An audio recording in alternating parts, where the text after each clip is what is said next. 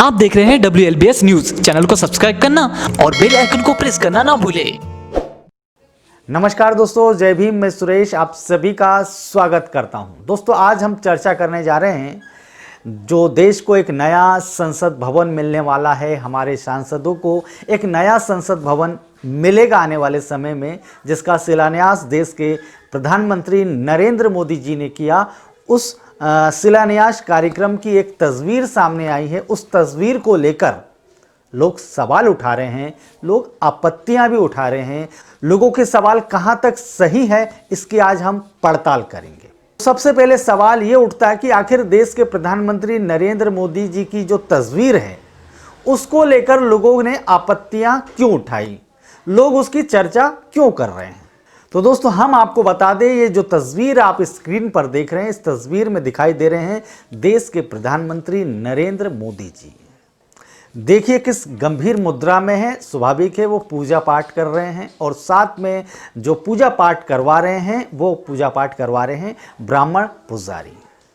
और ब्राह्मण पुजारी जो पूजा पाठ करा रहे हैं वो कार्यक्रम है देश को एक नया संसद भवन मिलने वाला है, उसका शिलान्यास देश के प्रधानमंत्री कर रहे हैं। तो शिलान्यास करने के पहले धार्मिक आयोजन हुआ, और उस धार्मिक आयोजन को संपन्न या संपादित कर रहे हैं ब्राह्मण पुजारी। अब यह तस्वीर जैसे ही लोगों के सामने आई, देश के प्रधानमंत्री नरेंद्र मोदी जी ने अपने ट्विटर हैंडल पे भी इसे पोस्ट किया है, और फेसबुक जो उनका पेज है उसमें भी यह फोटो उन्होंने अपलोड की है। आप चाहे तो देख सकते हैं।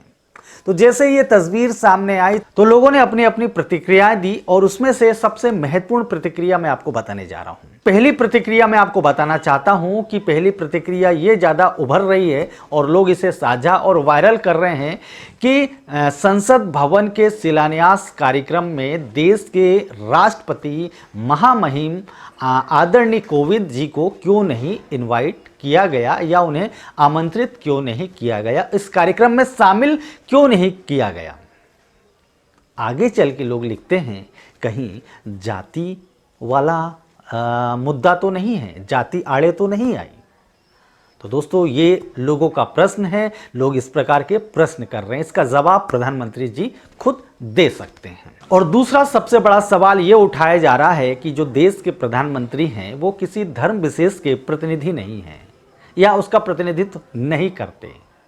भारतीय संविधान की जो प्रस्तावना है उसमें यह स्पष्ट उल्लेख है कि सरकार का या राज्य का कोई धर्म नहीं होगा। देश के नागरिक आज़ाद हैं, स्वतंत्र हैं, वे अपने धर्म की उपासना कर सकते हैं, लेकिन सरकार किसी एक विशेष धर्म का प्रचार प्रसार नहीं करेगी। ये बात स्पष्ट है।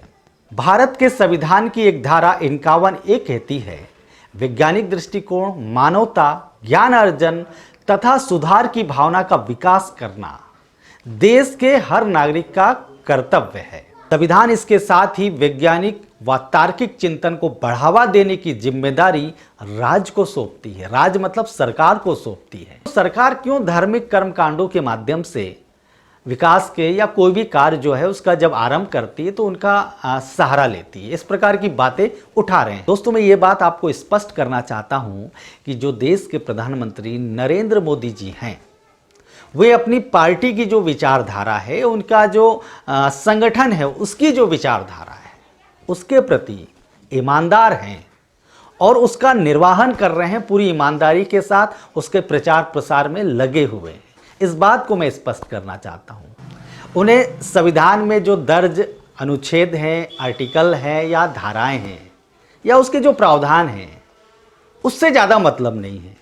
उन्हें ज़्यादा मतलब है तो RSS का जो भी दिशा निर्देश मिलता है उसके हिसाब से काम करते। ये मेरी सोच है, ये मेरी अभी तक राय बनी है देश के जो प्रधानमंत्री की जो कार्यप्रणाली है उसको देखते हुए। इसलिए मैं आपसे कहना चाहता हूं कि आप लोग जो देश के प्रधानमंत्री हैं, या जो ये सरकार है वर्तमान सरकार, उससे ये अपेक्षा ना करें कि वो संविधानवादी बने या वो संविधान के प्रावधानों के अनुसार कार्य करें। आप ये अपेक्षा ना करें, क्योंकि जो विपक्ष के नेता हैं राहुल गांधी या असदुद्दीन ओवैसी, इनके मुंह से हमेशा देश का जो नाम है भारत, आप जानते हैं इंडिया इंग्लिश में कहते हैं, अंग्रेजी में इंडिया कहते हैं ना, और हिंदी में भारत, संविधान में सिर्फ ये दो ही नामों का उल्लेख है, लेकिन राहुल गांधी हो या ओवैसी हो, इनके मुंह से तो हिंदुस्तान हिंदुस्तान की रट लगी रहती है। तो इसलिए आप ये अपेक्षा नहीं कर सकते कि भारतीय जनता पार्टी वाले या जो विपक्ष के नेता हैं या विपक्षी पार्टी के जो लोग हैं वे संविधान के प्रावधानों को लेकर चले। तो सवाल ये उठता है कि आखिर कौन संवैधानिक प्रावधानों को लेकर चलेगा। दोस्तों, ये आप सर्च करते रहिए, आप ढूंढिए अपने आसपास ऐसे लोग कौन हैं या ऐसे लोगों को तैयार करें जो संवैधानिक बातों को या संवैधानिक शब्दों का प्रचार प्रसार करें या अपने दिनचर्या में ऐसे शब्दों का उल्लेख करें। ऐसा आप लोगों के अंदर इस प्रकार की बातों का प्रचार प्रसार करें। लेकिन मैं चर्चा कर रहा हूं इस समय जो देश में जो संसद भवन बनने वाला है, नया संसद भवन का शिलान्यास हो गया है, उसकी मैं चर्चा अभी मेरी खत्म नहीं हुई। थोड़ा सा आपका समय लूंगा, इस बात को थोड़ा सा पूरा देख लीजिए। जो विभिन्न धर्मों के धर्मावलंबी हैं या जो प्रधानमंत्री जी की जो फोटो देखकर उनकी आलोचना कर रहे थे कि वहाँ ब्राह्मण पुजारी बैठे हैं, उनके अनुसार उनके माध्यम से वह कार्यक्रम संपन्न हो रहा है, तो मैं आप लोगों को हो सकता है कि आपको थोड़ा संतोष हो जाए।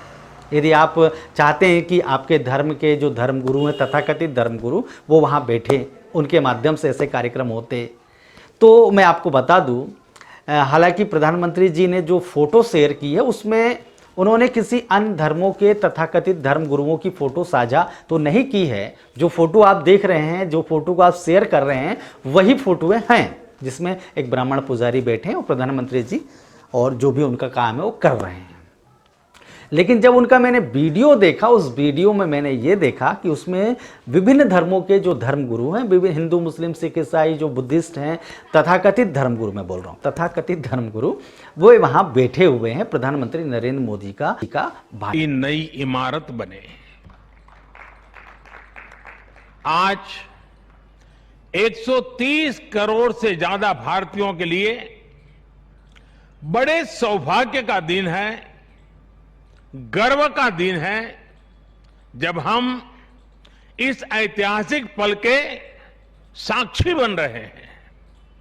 साथियों, भाषण को सुन रहे हैं और ताली भी बजा रहे हैं। तो आप अगर वो तस्वीर आपके स्क्रीन पर आ रही है, उसे देख रहे हैं, तो आप हो सकता है संतोष कर सकते हैं या खुश हो सकते हैं। तो यदि आप मुझसे पूछे कि सुरेश जी, आपने ये जो विभिन्न धर्मों के धर्मगुरुओं को उस कार्यक्रम में देखा, तो क्या आप संतुष्ट हो गए, क्या आप खुश हो गए, तो मैं आपको बता दूं, मैं अपनी एक बात पे अडिग हूं और मेरी एक बात ये है कि जो भारतीय संविधान का प्रावधान कहता है, राज्य या सरकार का कोई धर्म नहीं होगा।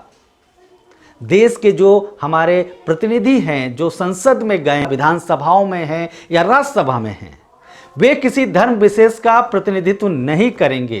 तो दोस्तों, मैं इस बात पे अडिग हूं और ऐसा नहीं होना चाहिए।